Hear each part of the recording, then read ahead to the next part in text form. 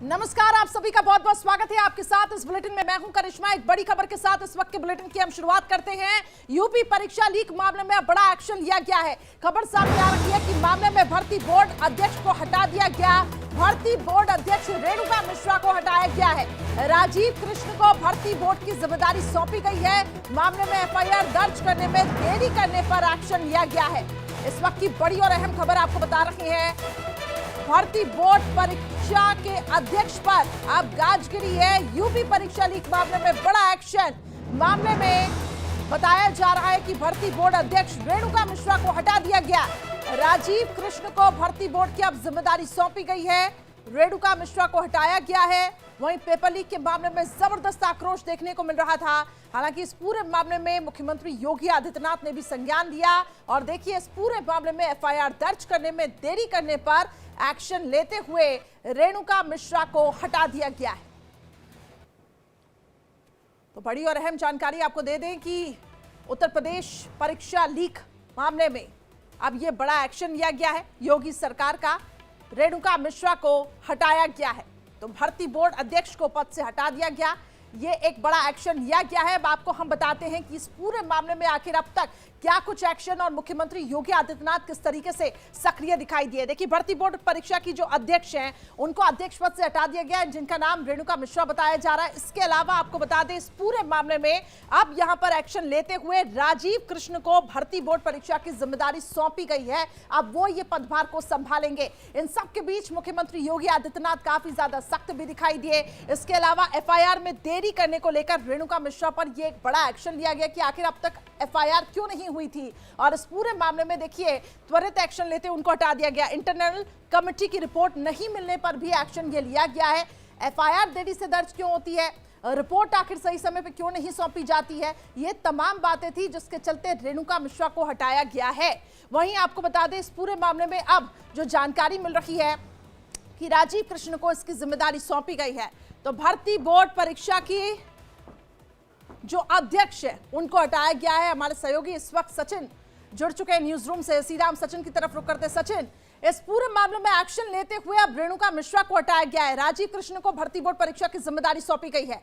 एक संदेश यहां से साफ है, जिस तरीके से योगी आदित्यनाथ भी काफी ज्यादा इस पूरे मामले को लेकर गंभीर दिखाई दिए थे कि इस तरीके की हरकतें उत्तर प्रदेश में बर्दाश्त नहीं होगी, चाहे फिर वो माफिया हो, चाहे फिर वो आरोपी हो, चाहे फिर छात्रों के भविष्य के साथ खिलवाड़ करने वाले क्यों ना, और चाहे कोई अधिकारी क्यों ना हो। सीएम योगी ने पहले ही इस बात का जिक्र कर दिया था कि इस पूरे मामले में जो भी शामिल होगा या कहीं पर भी कोई लापरवाही हुई होगी तो उसके खिलाफ योगी सरकार, प्रशासन सख्त एक्शन लेगा। और ये एक्शन लेके एक एग्जाम्पल जो है वो सेट किया गया है। लगभग 60,000 जो पद थे उस पर 68 लाख तमाम जो कैंडिडेट्स थे वो एग्जाम देने वाले थे, लेकिन जब एग्जाम हो गया उसके बाद पेपर लीक की तमाम खबरें सामने आई। हालांकि पहले तो सरकार ने इस बात का जिक्र किया कि पेपर लीक जो है वो नहीं हुआ है, लेकिन उसके बाद जब सबूत मिले उसके बाद परीक्षा को रद्द कर दिया गया और 6 महीने के बाद वापस से एग्जाम कराने की बात कही गई। लेकिन इस पीरियड में, इस गैप में लगातार योगी सरकार एक्शन मोड में दिखाई दे रही है। और पहले भी हमने देखा कई जगहों पर टीम ने रेड मारी और कई लोगों को गिरफ्तार भी किया। कई ऐसे आरोपी हैं जिनका नाम इस पूरे मामले में, इस लीक मामले में सामने आया, जिसके बाद उनकी गिरफ्तारी भी हुई। लेकिन वो अधिकारी जो अब तक बचे हुए थे उनके ऊपर भी गाज गिरती हुई यहां पर दिखाई दे रही है। और ये कार्रवाई एक एग्जाम्पल सेट कर रही है कि उत्तर प्रदेश में लॉ एंड ऑर्डर को मेंटेन करना होगा। और कोई भी, चाहे वो अधिकारी हो, चाहे वो कोई नेता हो, चाहे कोई शख्स हो, चाहे कोई आरोपी हो, चाहे वो भूमाफिया हो, अगर किसी भी मामले में कोई भी संलिप्त होता है और उससे लॉ एंड ऑर्डर खराब होता है, उसके खिलाफ योगी सरकार, सीएम योगी सख्त एक्शन लेते हैं। ठीक है, आप बने रहिए सचिन मेरे साथ। तुषार इस वक्त हमारे साथ जुड़ चुके। तुषार, जिसका हम जिक्र कर रहे हैं कि संदेश यहां से साफ है कि चाहे वो आम हो, चाहे वो खास हो, चाहे फिर वो अधिकारी ही क्यों ना हो, अगर आपने नियमों का उल्लंघन किया है या कुछ गलत किया है तो आपके खिलाफ कार्रवाई होगी। निश्चित तौर पे देखिए, योगी आदित्यनाथ का हमेशा से जीरो टॉलरेंस रहा है, चाहे वो किसी भी रैंक का अधिकारी रहा हो। रेणुका मिश्रा की बात करें तो रेणुका मिश्रा सीनियर आईपीएस अधिकारी हैं यूपी की और डीजी रैंक पर थी और यहाँ पर पुलिस महानिदेशक वो पुलिस भर्ती बोर्ड पर थी।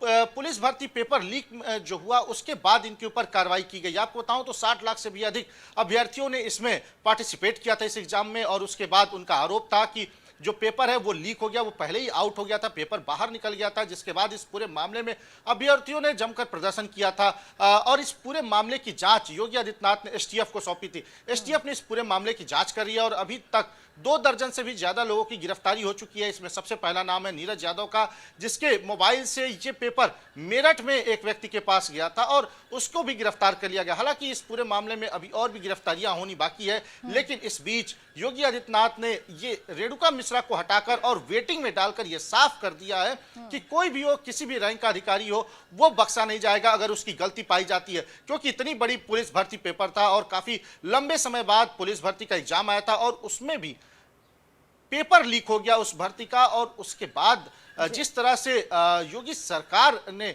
इसमें काम किया, इसमें कार्रवाई की, उसके बाद कहीं ना कहीं ये नजीर है उन अधिकारियों के लिए कि किसी भी तरह की लापरवाही नहीं बरती जाएगी। क्योंकि देखिए, तो रेणुका मिश्रा ने एफआईआर करने में भी काफी देरी की है। इंटरनल जो रिपोर्ट आई, एसटीएफ जो जांच कर रही है, उसमें कहीं ना कहीं भर्ती बोर्ड की भी जिम्मेदारी सामने आती है कि पुलिस भर्ती बोर्ड ने विपक्ष इस मुद्दे को बेहद हम ये कह सकते हैं कि गंभीर तरीके से उठा रहा था कि आखिर देखिए पेपर लीक हो जाता है, छात्रों के भविष्य के साथ खिलवाड़ होता है। क्या लगता है आपको इस तरीके के एक्शन के बाद क्या योगी आदित्यनाथ सरकार जो जीरो टॉलरेंस की नीति अपना रही है, क्या डैमेज कंट्रोल कर पाएगी विपक्ष के इस पूरे मुद्दे को?